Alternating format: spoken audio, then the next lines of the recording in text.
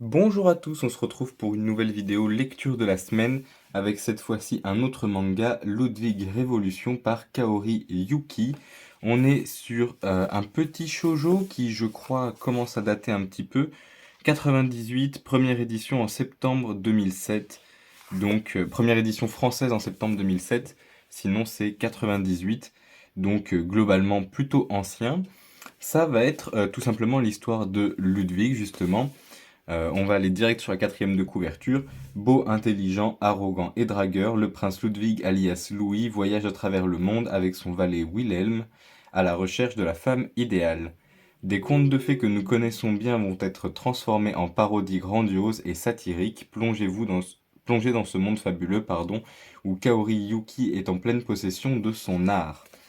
C'est un manga déjà pour commencer qui est sur un petit format, voire même assez petit format. Voyons voir s'il est format classique quand même. Oui, il est format du coup le plus petit des formats classiques si on vient regarder avec un autre qui a une taille un petit peu supérieure. Voilà, là on est sur le médium en dessous et sur la taille classique au-dessus. On a aussi des grandes tailles comme notamment Made in Abyss, Key and He, des choses comme ça.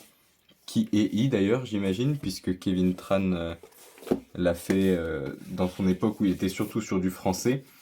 Bref, on est donc sur un petit manga qui est un petit shoujo, donc j'ai eu un petit peu plus de mal, hein, ça tourne beaucoup autour de l'amour, etc., comme beaucoup de contes de fées un petit peu anciens.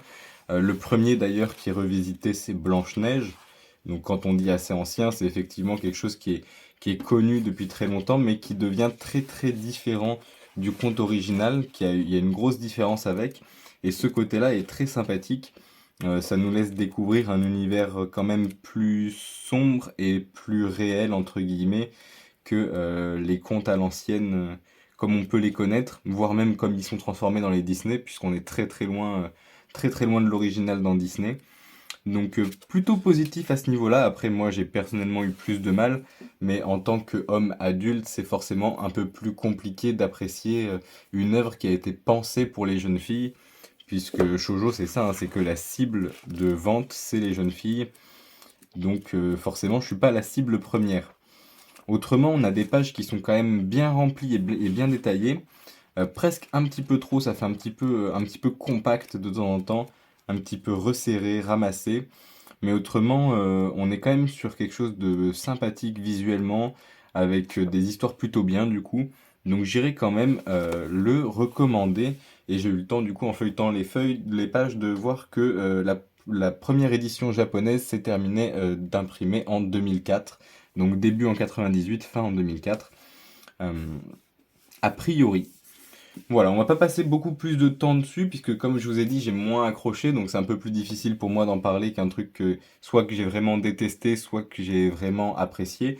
Il y a quand même des beaux points positifs sur le retravail de l'histoire, sur les visuels à l'intérieur, que ce soit la quantité de choses à regarder et à lire, tout comme la quantité de détails, la qualité des dessins, etc.